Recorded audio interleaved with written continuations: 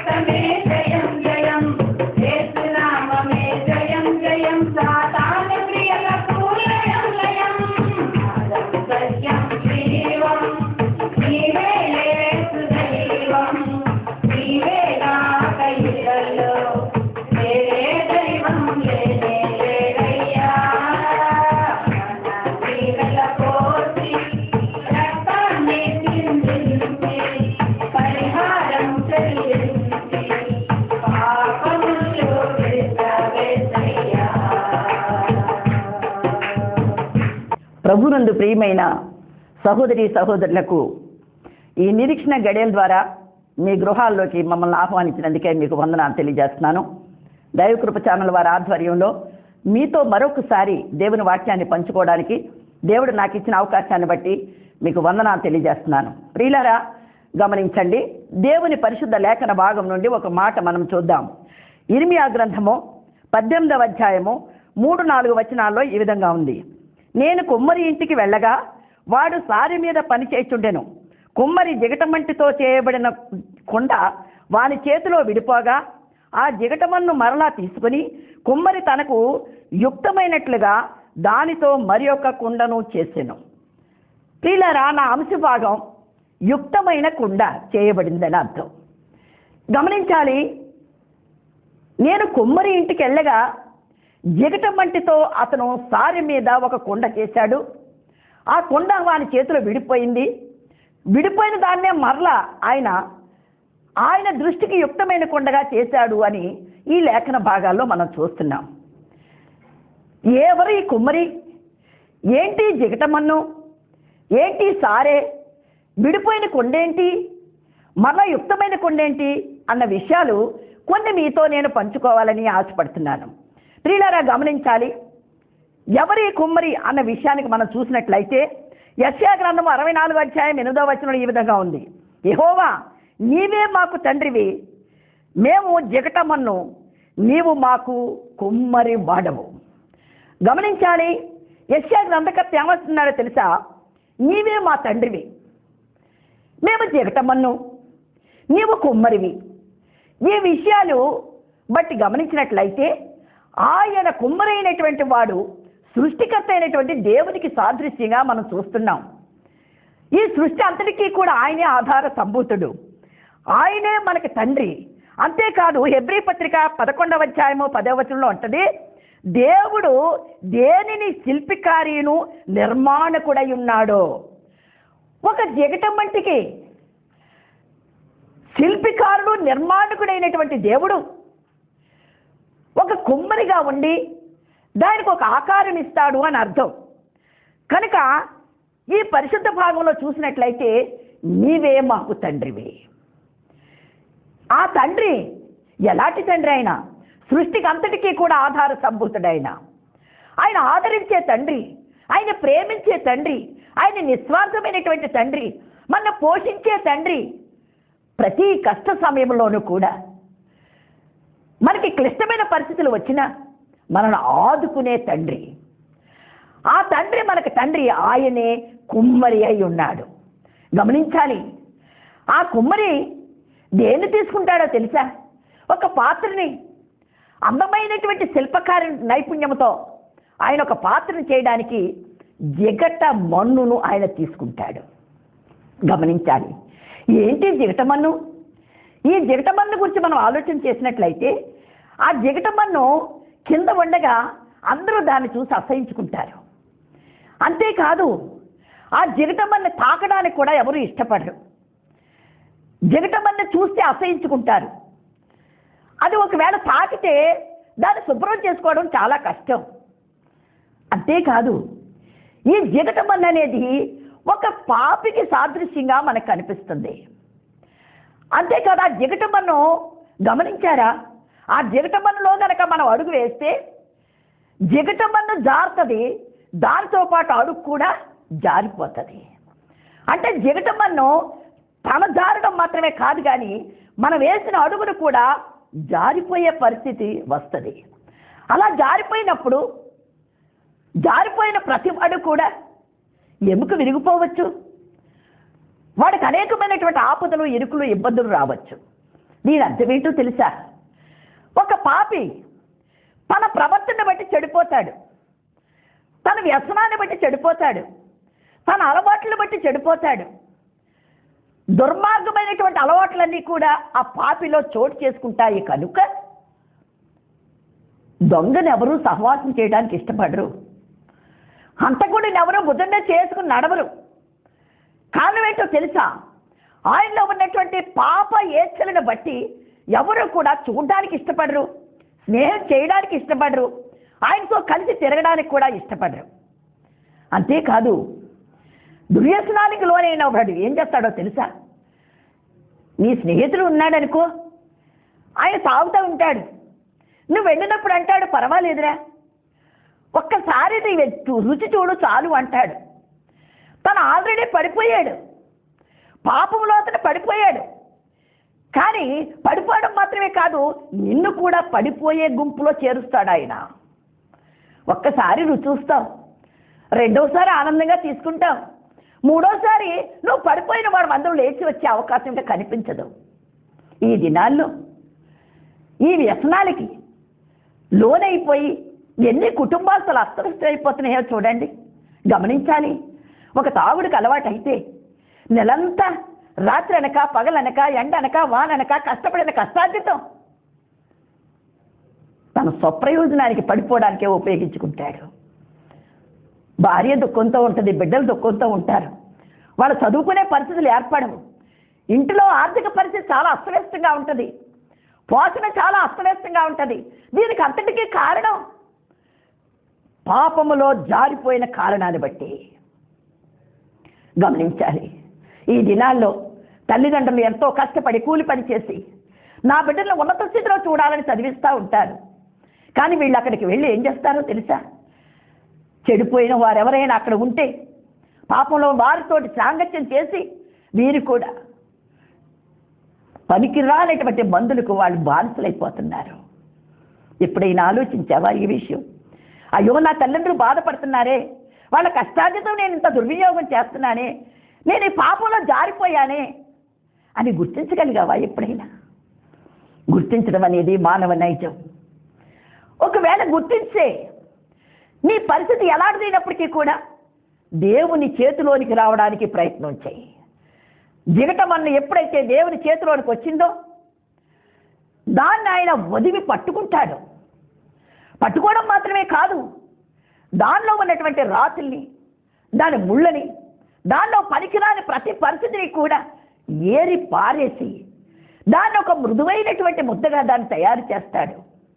గమనించాలి. ఆ సందర్భం ఇక్కడ మనం చూసినట్లయితే చూడండి, యోబు గ్రంథము 33వ అధ్యాయము 6వ వచనం అంటాడు, నేనును జిగటమంటుతో చేయబడిన వాడను. యోబు గ్రంథము 10వ అధ్యాయం 9వ వచనం అంటాడు, జిగటమంటిగా ఉన్న నన్ను నీవు నిర్మించితివి, ఆ సంగతి జ్ఞాపకము చేసుకునుము. నీ హస్తములు నా అవయవము నిర్మాణము చేసి నన్ను రూపించి ఉన్నవి. చర్మముతో మాంసముతో నీవు నన్ను కప్పితివి, ఎముకలతో నరములతో నన్ను సంధించితివి. అదేవిధంగా 12వ వచనంలో అంటాడు, జీవము నన్ను అనుగ్రహించిన ఎడల కృప చూపితివి, నీ సంరక్షణ చేత నా ఆత్మను కాపాడితివి. గమనించాలి. ఇక్కడ ఇప్పుడు యోబు ఏమంటున్నాడు తెలుసా? అయ్యా, నేను జిగటం వంటిని, నాకు నువ్వు ఒక బృహత్తరమైనటువంటి అమూల్యమైనటువంటి నిర్మాణం నాకు చేశావు. నరాల్ని ఇచ్చావు, చర్మాన్ని ఇచ్చావు, అంతేకాదు ఆత్మక రక్షణ కూడా ఇచ్చావు. నా ప్రియమైన సహోదరి సహోదరుడా, ఈ వాక్యం వింటున్నటువంటి నీవు, అయ్యో నేను జారిపోయానే, నేను పనికిరాని వాడిగా ఉన్నానే అని చింతించొద్దు. దేవుని చేతిలోనికి రావడానికి ప్రయత్నం చేయి. ఆయన నీకు రూపిద్దామనుకుంటున్నాడు, నీకు ఒక అందం ఇద్దామనుకుంటున్నాడు, నీ అవయవ నిర్మాణం చేద్దామనుకుంటున్నాడు. ఆయన శిల్పికారై ఉన్నాడు, ఆహ్వానిస్తున్నాడు. ఆయన నిన్ను మంచి రూపంలో ఆయన నిర్మాణం చేయాలని ఆశపడుతున్నాడు. అందుకే చేతని ఎప్పుడైతే ఈ జిగటం అంటూ ఆయన చేతిలోకి వచ్చిందో ఆయన మొదట దాన్ని పరిశుభ్రత చేస్తాడు. గమనించు. అందుకని అంటాడు ఎఫెసీ పత్రిక 5వ అధ్యాయం 27వ వచనం అంటాడు, క్రీస్తు కూడా సంఘమును ప్రేమించి అది కలంకమైనను ముడతైనను అట్టిది మరి ఏదైనాను లేక పరిశుద్ధమైనది గాను నిర్దోషమైనది గాను మహిమ గల సంఘము గాను తన ఎదుట నిలవబెట్టుకొనవలనని వాక్యముతో ఉదక స్నానము చేత దానిని పవిత్రపరచి పరిశుద్ధ పరచుటకై తన్ను తాను అప్పగించుకునేను. గమనించాలి. నువ్వెంత పాపివైనా, ఎన్ని దుర్వ్యసనానికి లోనైపోయినా, ఎంత పనికిరాని జీవితమైనా ఆయన చేతిలోనికి వస్తే వాక్యం అనేటటువంటి ఉదక స్నానము చేత నీలో ఉన్న కళంకాన్ని, ముడతని, మరకలన్నింటినీ కూడా తీసివేస్తాడు ఆయన. గమనించాలి. వాక్యం అనేటువంటి ఉదక స్నానం చేసి నీకొక నిర్మాణాన్ని ఇవ్వడానికి ఆయన సిద్ధపడుతున్నాడు. అంతేకాదు ఆయన ఏం చేస్తాడో తెలుసా? పరిశుభ్రమ చేయబడినటువంటి ఈ మట్టిని, మృదువుగా చేయబడినటువంటి ఈ మట్టిని ఆయన తీసుకుని సారె మీద పెడతాడు. కుమ్మరి మనకి తండ్రి అయి ఉన్నాడు, ఆయనే కుమ్మరి. జిగట మన్ను ఒక పాప జీవితానికి సాదృశ్యంగా ఉంది. యోబు గ్రంథకర్త చెప్తున్నాడు, నేను జిగట మట్టినై ఉండగా నాకు నీవు అవయవ నిర్మాణము చేసేటివి. అంతేకాదు ఆయన ఏమంటున్నాడు కదా, నీ సంరక్షణ చేత జిగటమన్ను ఎప్పుడైతే ఆయన చేతిలోకి వెళ్ళిపోయిందో ఇంకా ఆయన జిగటమంటికి సంరక్షకుడై ఉన్నాడు. నువ్వెంత పాప జీవితంలో ఉన్నా ఆయన చేతిలోనికి వెళ్ళగలిగితే ఆయన నీకు సంరక్షకుడుగా ఉంటాడు. తండ్రిగా మాత్రమే కాదు, నీ సంరక్షణ అంతా ఆయనే చూసుకుంటాడు. కనుక అలాంటి దేవుని సన్నిధిలోనికి, చేతిలోనికి నీవు రావాలి. నీ చేతిలోనికి వచ్చిన తర్వాత విడిచిపెట్టాడు ఆయన. ఆయన ఏం చేస్తాడో తెలుసా? వాక్యం అనేటువంటి ఉదక స్నానము చేత దానిని, అందులో ఉన్న సమస్తమైనటువంటి ఆ పాత్ర చేయడానికి ఏమేమి ఆటంకాలు ఉన్నాయో అవన్నీ కూడా ఏరి పారేస్తాడు ఆయన. ఆ ఏరి పారేసేటప్పుడు ఏం జరుగుతుందో తెలుసా? ఆయన చూపును దాని మీదే ఉంచుతాడు. ఆయన శరీరాన్ని ఆ పని చేయడానికి ఉపయోగిస్తాడు. ఆయన శక్తిని ఉపయోగిస్తాడు, ఆయన బలాన్ని ఉపయోగిస్తాడు. ఎందుకో తెలుసా? ఆ జిగట మంటులో పాత్ర నిర్మాణం చేయడానికి పనికి రాని ఆటంకమైన ప్రతి పరిస్థితిని ఏరివేస్తాడు ఆయన. ఆయన బలముతోను, ఆయన శక్తితోను, ఆయన కనుచూపుతోను ఏరి పారేసిన తర్వాత ఏం చేస్తాడో తెలుసా? అది సారె మీద పెడతాడు. సారెంటే అర్థం ఏంటో తెలుసా? అది పాత్ర, మట్టి పాత్ర చేయడానికి ఉపయోగపడే ఒక సాధనం. ఏంటి సారె? ఈ సారె ఏంటో తెలుసా? నీకు జీవితానికి ఉండాల్సినటువంటి కొన్ని సరిహద్దులు. ఈ పాత్ర చేసేటటువంటి ఈ సారే నిర్ణీత కొలతలు కలిగినటువంటి సారే. ఎక్కడ ఏ కొలత ఉండాలో ఆ కొలతే దానికి ఉంటుంది. అంటే ఆ సారి మీద ఆయన పెడతాడు. అంటే ఏంటో తెలుసా? ఆయన చేతిలోకి వచ్చిన తర్వాత ఆయన చేత నువ్వు మంచిగా రూపించబడాలంటే, ఆయన యుక్తమైన పాత్రగా నువ్వు చేయబడాలి అంటే ఆయన పెట్టినటువంటి నిబంధనలు అనేటువంటి సరిహద్దుల మధ్యన నువ్వు ఉండాలి. అందుకని అంటాడు ఏంటో తెలుసా? ఇర్మియా గ్రంథము 31వ అధ్యాయం 21వ వచనంలో ఈ విధంగా ఉంది, ఇశ్రాయేలు కుమారి సరిహద్దు రాళ్లను పాటించుము, దోవచూపు స్తంభములు నిలవబెట్టుము, నీవు వెళ్ళు రాజమార్గం వైపు నీ మనసు నిలుపుకునుము. ఇశ్రాయేలు కుమారుని గురించి ఒక మాట చెప్తున్నాడు.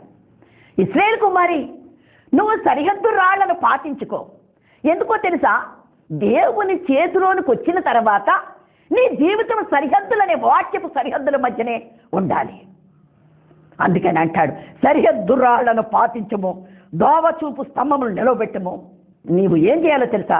నువ్వు వెళ్ళు రాజమార్గం వైపే నీ కన్నులు ఎత్తాలి. అంటే ఆ జగతమ్మను కిందే ఉంటుంది. ఎప్పుడైతే దేవుని చేతిలోకి వస్తుందో మన దృష్టి ఎక్కడ ఉండాలో తెలుసా? రాజమార్గం వైపు ఉండాలి. రాజమార్గం వైపు ఉండాలి అంటే ఆయన చేసిన ప్రతి యుక్తమైన పాత్రగా మనం ఉండాలి. సరిహద్దుల మధ్యనే మనం ఉండాలి.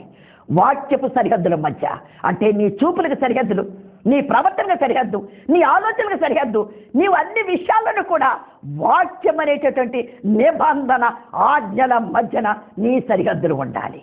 ఎలాంటివి సరిహద్దులు అని చూసినట్లయితే యెషయా గ్రంథము 54వ అధ్యాయము 12వ వచనంలో ఈ విధంగా ఉంది. మాణిక్యములతోనూ కోట గుమ్మములను సూర్యకాంతములతోనూ నీ గుమ్మములను కట్టుదురు, ప్రశస్తమైన రత్నములతో నీ సరిహద్దులను ఏర్పరచుదును. స్త్రీలరా, దేవుడు ఏం చెప్తున్నాడో తెలుసా? మాణిక్యాలతోనూ సూర్యకాంతములతోనూ నీ గుమ్మాన్ని కడతాడంట. నీకు సరిహద్దులు ఏంటో తెలుసా? మాణిక్యాలు. అంతేకాదు సూర్యకాంతాలు, సూర్యకాంతము లాంటి మంచి వజ్రాలు లాంటివి. అంత మాత్రం కాదు, ప్రశస్తమైన రత్నములతో మనకి సరిహద్దులు ఏర్పడతాడు. ఏంటండి ఈ యొక్క మాణిక్యాలంటే ఏంటి? సూర్యకాంత ప్రాణులు అంటే ఏంటి? ప్రశస్తమైనటువంటి రత్నాలంటే ఏంటి? ఇవన్నీ కూడా దేవుని పరిశుద్ధ గ్రంథంలో ఉన్నటువంటి అమూల్యమైన ఆజ్ఞల మధ్యన మనం ఉండాలి. అదే సారె మీద పెడతాడు. సృష్టికర్త మనకి కొమ్మరే ఉన్నాడు. జగటమ్మను పాపి అయినటువంటి పాపికి సాదృశ్యంగా కనిపిస్తుంది. సారె నిర్ణీత కోతలు వెళ్ళినటువంటి సారె ఈ నిబంధన ఆజ్ఞలకు సాదృశ్యంగా కనపడుతుంది. మన సరిహద్దులు ఏంటో తెలుసా? దేవుని పరిశుద్ధ గ్రంథంలో ఉన్నటువంటి ప్రతి ఆజ్ఞ నిబంధన మనకి సరిహద్దు రాళ్ల వలె, మాణిక్యాల వలె, సూర్యకాంత రాళ్ల వలె, ప్రశస్తమైన రత్నముల వలె మనకి సరిహద్దులు ఏర్పరిచానంటున్నాడు. ఆ రత్నాలు, సూర్యకాంతాలు అవన్నీ కూడా దేవుని ఆజ్ఞలు అనేటువంటి అమూల్యమైన, శ్రేష్టమైన, విలువైన ఆజ్ఞలకు సాదృశ్యంగా కనపడుతుంది. గమనించాలి. దేవుని సన్నిధిలో ఉన్నటువంటి ఈ యొక్క తయారు చేయబడినటువంటి కొండ ఆయన చేతిలోనే పగిలిపోయిందంట, విడిపోయిందంట. విడిపోయినప్పటికీ కూడా ఆ కొండ ఆయన చేతిలో ఉన్నది కనుక దాన్ని తిరిగి మరలా తయారు చేస్తున్నాడు ఆయన. నా ప్రియమైన సహోదరి, దేవుని చేతిలో ఉండి విశ్వాసగానే ఉండి నీ జీవితంలో ఒకవేళ నీ గుండె పగిలిపోయే పరిస్థితులు వస్తున్నాయా? లేకపోతే నువ్వు ఓడిపోయిన పరిస్థితులు వస్తున్నాయా? అయ్యో ఇంకా నా జీవితంలో గమ్యం లేదనేటువంటి అంధకార పరిస్థితులు ఏమైనా ఉన్నాయా? నీ జీవితాన్ని అస్తవ్యస్తం చేసే పరిస్థితులు నిన్ను ఉక్కిరి బిక్కిరి చేస్తున్నాయా? దేవుని చేతిలో నువ్వు ఉండగలిగితే నీ పడిపోయిన జీవితాన్ని, నీ శిథిలమైపోయిన జీవితాన్ని, అస్తవ్యస్తమైన నీ జీవితాన్ని, నువ్వు దేనికి బానిసమై నీ జీవితం అంధకారం అయిపోతున్న ఆ జీవితాన్ని ఆయన తిరిగి మరలా యుక్తమైన, శ్రేష్టమైన పాత్రగా చేయడానికి ఆయన ఇష్టపడుతున్నాడు. కనుక నీవు ఆయన చేతిలో ఉండగలిగితే, గమనించావా యోబు ఏం చేశాడు? ఆయన నీతిమంతుడు, యథార్థవంతుడు. అయితే ఆయన నీతిలోనూ యథార్థతలో నిలిచి ఉండగానే, దేవుని చేత గొప్ప సాక్ష్యం పొంది ఉండగానే, దేవుని చేతిలో ఉండగానే ఆస్తి నష్టమైపోయింది. బిడ్డలు చనిపోయారు, స్నేహితులు దూషించారు, భార్య హేళన చేసింది. ఆయన పగిలిపోయిన జీవితంగా ఉన్నాడు. కానీ ఆయన దేవుని చేతిలోనే ఉన్నాడు కనుక పగిలిపోయిన ఆయన జీవితం పునర్నిర్మాణము చేయబడింది. ఎలాగనుకుంటున్నారు? రెండంతల ఆశీర్వాదముతో. నా ప్రియమైన సహోదరి, సహోదరుడా, నీకో శుభవార్త. నీ జీవితంలో ఏదైనా పోగొట్టుకున్నావా? నీ జీవితం అస్తవ్యస్తంగా ఉందా? నీ జీవితం పనికిరాదని నువ్వు నిరుత్సాహపడుతున్నావా? దేవుని చేతిలోకి రావడానికి ప్రయత్నం చేయి. ఇప్పుడే ఆయన ఆహ్వానిస్తున్నాడు. నలిగిన వారిని, కృంగిన వారిని లేవనెత్తే దేవుడు మన దేవుడు. అయ్యో నేను పగిలిపోయిందే నా హృదయం, ఇంకా నాకు గమ్యం లేదని విచారించొద్దు. ఆయన చేతిలో ఉన్నాడు గనక యోబు ఎంత నష్టం వచ్చినా, ఎంత హేళనలు ఎదురైనా ఆయన చేతిలో ఉన్నాడు గనక ఆయన యుక్తమైన కుండగా ఆయన మరలా చేశాడు. ఆయన్ని రెండింతల ఆశీర్వాదముతో ఆయన కుండ నిర్మాణము చేయబడింది. నీకు వద్దా ఈ ఆశీర్వాదం? దేవుని సన్నిధిలో నా ప్రియమైన సహోదరి సహోదరుడా, ఆయన చేతిలో ఉంటే నీకు ఒక గమ్యం అనేది ఉంది, ఒక ఆదరణ అనేది ఉంది, తిరిగి మరలా నిర్మాణం చేసే శక్తి ఆయన దగ్గర ఉంది. ఒకవేళ శ్రమ వచ్చింది కదా అని దేవుని చేతిని విడిచిపెట్టి నువ్వు పారిపోవడానికి ప్రయత్నం చేయొద్దు. ఎందుకో తెలుసా? ఆయన పగిలిన వారిని, కృంగిన వారిని, నలిగిన వారిని ఉద్ధరించే దేవుడు మన దేవుడు. యుక్తమైన కొండగా నేను చేయడానికి ఆయన ఇష్టపడుతున్నాడు. గమనించాలి. రోమా పత్రిక 8వ అధ్యాయము 29వ వచనంలో ఈ విధంగా ఉంది. ఎందుకనగా తన కుమారుడు అనేక సహోదరులో జ్యేష్ఠుడగునట్లు దేవుడు ఎవరిని ముందు ఎరిగెనో వారు తన కుమారుడితో సారూప్యము వారవుటకు వారిని ముందుగా నిర్ణయించెను. నా ప్రియమైన సహోదరి సహోదరుడా, గమనించాలి. నిన్ను తన కుమారుడు స్వారూప్యలో రావడానికి ఆయన నిర్ణయం అన్నది గమనించావా? నువ్వు వేరే విధంగా ఉన్నప్పటికీ కూడా ఆయన చేతిలో ఉంటే, ఆయన ఆజ్ఞల మధ్యన ఉంటే, ఆయన కట్టడల మధ్యన ఉంటే, ఆయన సరిహద్దుల మధ్యన ఉంటే కుమారుని స్వారూప్యంలోనికి నేను మార్చడానికి, యుక్తమైన స్వారూప్యము నీకు ఇవ్వడానికి ఆయన సిద్ధంగా ఉన్నాడు. మరొక మాట గలతీ పత్రిక 4వ అధ్యాయము 19వ వచనంలో ఈ విధంగా ఉంది. క్రీస్తు స్వరూపము మీ యందు ఏర్పడు వరకు నాకు ప్రసవ వేదన కలుగుతుంది అంటున్నాడు పౌలు గారు. ప్రియులారా, మనం గమనించాలి. మన రూపంగా ఉంటే ప్రయోజనం లేదు. ఎందుకో తెలుసా? క్రీస్తు స్వరూప్యులను మార్చడానికే రూపవంతుడైనటువంటి దేవుడు తన ముఖమంతా కూడా రూపవిహీనంగా చేయబడింది. రక్తము చేత, పిడిగుద్దుల చేత ఆయన ముఖమంతా కూడా వికారం ఎందుకు చేయబడిందో తెలుసా? నన్ను ఆయన స్వారూప్యంలోనికి మార్చడం కోసం. గమనించే విషయం. అంతేకాదు ఫిలిప్పీ పత్రిక 3వ అధ్యాయము 5వ వచనంలో అంటాడు, క్రీస్తు యేసునకు కలిగిన మనసు మీరును కలిగి ఉండి ఆయన దేవుని స్వరూపము గలవాడై ఉండి దేవునితో సమానంగా ఉండుటకు విడిచిపెట్టని భాగ్యమని ఎంచుకొనేను. గమనించాలి. క్రీస్తు దేవుని స్వరూపములో ఉండాలి. నీ స్వారూప్యం మార్చబడాలి. నీ స్వారూప్యం క్రీస్తు స్వారూప్యంలోనికి సమానంగా మార్చబడినప్పుడే నువ్వు క్రీస్తు ఉన్న స్థానంలో ఉండడానికి హక్కు పొందుకుంటావు. యుక్తమైనటువంటి కుండగా నువ్వు చేయబడాలి. యుక్తం అంటే అర్థం ఏంటో తెలుసా? శ్రేష్టం, అమూల్యం, ప్రశస్తం. అలాంటి యుక్తమైన కుండగా నువ్వు చేయబడాలి. ఒక్క మాట నేను చెప్తాను చూడండి. మీరైతే మనసు మార్చుకొని ఒక్కొక్కడు తన పొరుగు వారికి విడుదల చాటించమో అని చెప్పి నా పేరు పెట్టబడిన మందిరమందు నా సన్నిధి నిబంధన చేసి నా దృష్టికి యుక్తమైనది చేసి తిని. దేవుడు యుక్తమైనది చేయడానికి ఇష్టపడుతున్నాడు. అంతేకాకుండా సామెతల గ్రంథము 2వ అధ్యాయం 7వ వచనం అంటాడు, ఆయన యథార్థవంతులను వర్ధిల్ల చేయను, యుక్త మార్గంలో తప్పక నడుచు వారికి ఆయన కేడమై ఉన్నాడు. గమనించాలి. యుక్త మార్గమున తప్పక నడుచు వారికి ఆయన కేడమై ఉన్నాడు. ఇంకొక మాట అంటాడు, 1 పేతురు పత్రిక 1వ అధ్యాయము 15వ వచనం అంటాడు, యాలయనగా మీరిట్లు యుక్తమైన ప్రవర్తన గలవారై. మీరు యుక్తమైన ప్రవర్తన ఉండాలి, యుక్తమైన ఆలోచనలు ఉండాలి. ఈ విధంగా యుక్తమైన పాత్రగా చేయడానికి ఆయన ఇష్టపడుతున్నాడు. గమనించు.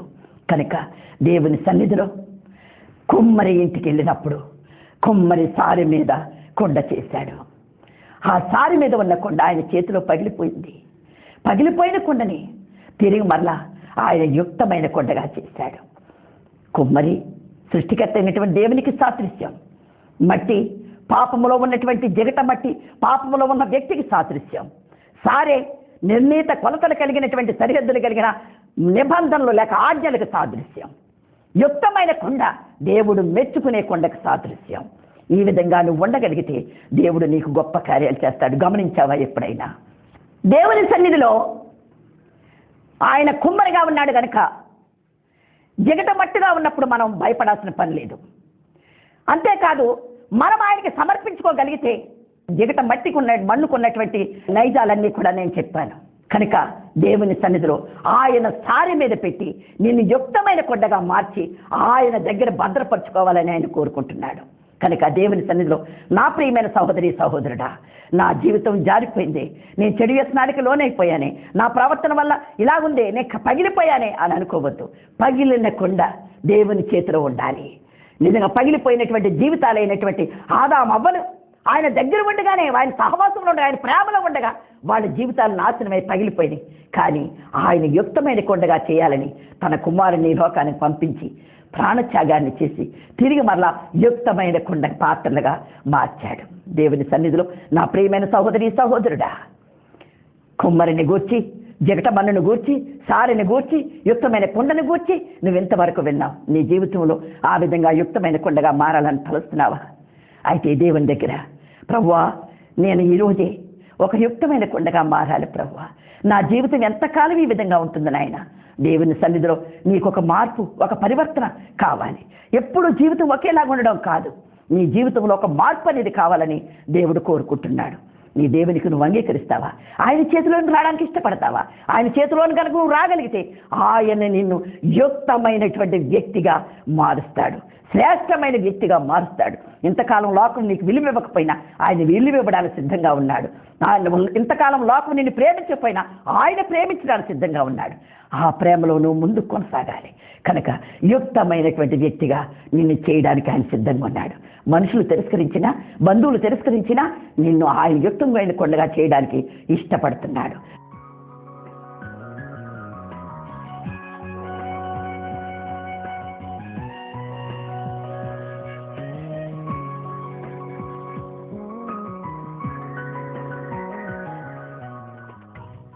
ఇంతవరకు విన్న వాక్యాన్ని బట్టి మిమ్మల్ని అందరినీ కూడా దేవుని నామమున మీరు ఇంతవరకు కూడా విన్న వాక్యం మీ హృదయాల్లో ఫలించాలని కోరుకుంటున్నాను. గమనించాలి, పగిలిన హృదయాలు ఉన్నాయా? చెదిరిన హృదయాలు ఉన్నాయా? దిగులు చెందుతున్నారా? నా జీవితం ఎందుకు పనికిరాలని మీరు బాధపడుతున్నారా? నిరుత్సాహపడద్దు. దేవుడు మిమ్మల్ని కోరుకుంటున్నాడు. పనికి మాలిన మట్టిని ఆయన చేతిలోకి తీసుకుని ఒక పాత్రగా చేసినప్పుడు అది పగిలిపోతే తిరిగి మళ్ళా అదే మట్టిని ఒక యుక్తమైన మట్టిగా, ఒక కుండగా చేశాడు. ఈ రోజు మేము ఒక యుక్తమైన కుండగా ఉండాలని ఆయన ఆశపడుతున్నాడు. ఈ రోజు ఆలోచించు, ఈ వాక్యం నీ హృదయాన్ని తాగుతుందా? ఈ వాక్యం నీ హృదయంలో పనిచేస్తుందా? గమనించాలి. ఈ వాక్యం నీకు తాకినట్లయితే, ఈ వాక్యం నీకు ప్రయోజనకరంగా ఉన్నట్లయితే దయతో మా ఫోన్ నెంబర్ ద్వారా మమ్మల్ని సంప్రదించండి. ఇంతవరకు విన్న వాక్యాన్ని బట్టి వందనాలు చేస్తున్నాను. ఇప్పుడు మీ కొరకు చిన్న ప్రార్థన చేస్తాను. నేను ప్రార్థించేటప్పుడు మీ కళ్ళు మూసుకొని మీ దేవుని సన్నిధిలో మా ప్రార్థనతో మీరు ఏకీభవించండి. జీవగల మా దేవ, ప్రేమ కలిగిన మా రాజ్యాన్ని వందనాలు, స్తోత్రాలు. నీ అపారమైన ప్రేమను బట్టి, కృపను బట్టి నా ప్రభువా, నీ బిడ్డలు ఇంతవరకు విన్న వాక్యాన్ని ఆశీర్వదించి దీవించండి. దైవమా నీకు వందనాలు, స్తోత్రాలు. ఇదిగో నా ప్రభువా, నీ పాపగా మిగిలిపోయానని ఎవరైనా విచారిస్తున్నట్లయితే, నా జీవితం పగిలిపోయిందని ఎవరైనా ఒక దుఃఖపడుతున్నట్లయితే అలాంటి వారితో ఈ రోజు మాట్లాడి ప్రభువా, వారి జీవితాలు నా ప్రభువనైనా తిరిగి కట్టమని అడుగుతున్నాను ప్రభువా. ప్రభువా దేవా నీకు వందనాలు ప్రభువా. నిరుత్సాహపడుతున్న వారితో మీరు మాట్లాడండి, వ్యాధిగ్రస్తులతో మీరు మాట్లాడండి, చిత్తచిత్తున్న వారితో మీరు మాట్లాడండి, శ్రేష్టమైన వారిగా మీరు మార్చండి. యుక్తమైనటువంటి కుండగా వారిని చేయండి నాయన, ప్రయోజనకరమైన కుండగా మీరు చేయండి ప్రభువా. నీ కొడుకును ప్రకటించే కుండగా వారిని చేయండి నాయన. ఈ సమయంలో నా ప్రభువా, వారి జీవితానికి ఒక మలుపు తిప్పి వారిని ఆశీర్వదించి జీవించమని కోరుకుంటున్నాను నాయనా. తండ్రి దేవా, ఎవరు కూడా నా ప్రభువనైనా తగిలిపోకుండా, నిరుత్సాహపడకుండా, దుఃఖపడకుండా, వేదన పడకుండా కాపాడండి. వ్యాధిగ్రస్తులు ఉంటే ముట్టి స్వస్థపరచండి. జీవితంలో నిరుత్సాహపరిచిన వారిని బలపరచండి. దేవ, ఆర్థిక ఇబ్బందుల్లో ఉన్న వారికి విడుదల దయచేయండి. అప్పుల్లో బాధపడుతున్న వారికి విడుదల దయచేయండి ప్రభువా. సమస్యల్లో ఉన్న వారికి విడుదల దయచేయండి. కోర్టు సమస్యల చేత బాధపడుతున్న వారికి విడుదల దయచేయండి. నీ ప్రేమ, నీ కృప తిరిగి తోడుగా వచ్చమని, ప్రతి విధమైన అంధకార శక్తులు బయటపరచమని, నీ బిడ్డతో నీ ఆత్మను ఉంచి ఆశీర్వదించి దీవించి నీ కృపలో భద్రపరచమని యేసు నామమున అడుగుతున్నాను తండ్రి. ఈ వాక్యం మీకు ప్రయోజనకరంగా ఉంటే మాకు తెలియజేయాలని కోరుతున్నాను. దేవుడి మిమ్మల్ని అందరినీ కూడా ఆశీర్వదించి దీవించుగాక.